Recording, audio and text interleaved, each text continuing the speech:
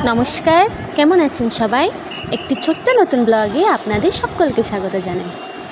আজ হলো জগন্নাথ দেবের রথযাত্রা উৎসব। আমরা দুপুরে তুলসীধাম মন্দিরে গিয়েছিলাম। ওখান থেকে প্রসাদ নিয়ে বিকেলে রথ টানার উদ্দেশ্যে বের হই।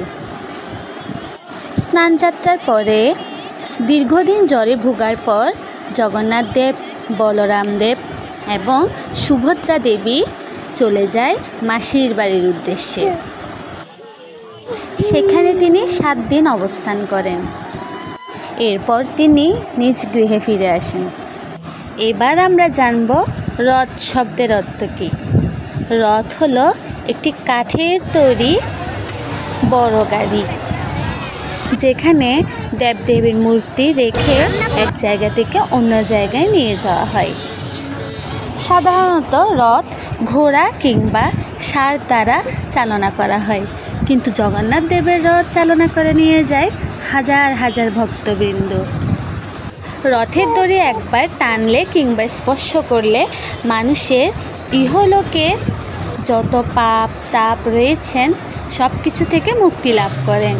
সেই সাথে গত জন্মের যদি কোনো পাপ হয়ে থাকে তা থেকেও মুক্তি লাভ করা হয়, এ কথাই কথিত আছে। এছাড়াও জগন্নাথ দেবের রথের দড়ি টানলে অশ্বমেধ যজ্ঞের ফল লাভ হয়। আর কিছু বিশ্বাস অনুসারে মানুষ রথের দড়ি একবার স্পর্শ করলে জন্ম মৃত্যু চক্র থেকে মুক্তি লাভ করেন। জগন্নাথ দেবের রথের নাম নন্দীঘোষ এবং যে দড়ি দিয়ে এই রথ টানা হয় তার নাম হলো শঙ্খচূড় নাগিনী।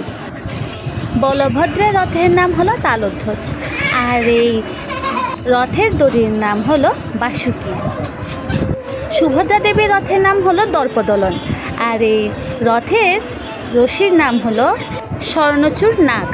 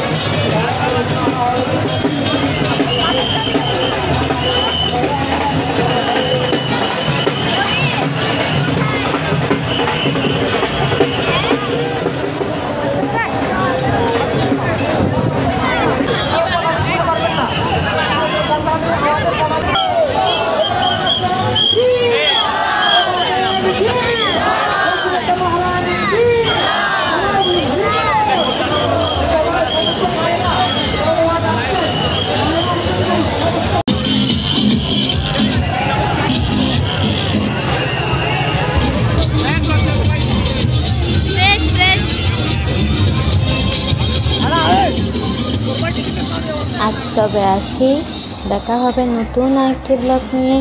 সবাই ভালো থাকবেন, সুস্থ থাকবেন। ভিডিওটি কেমন লেগেছে অবশ্যই জানাবেন।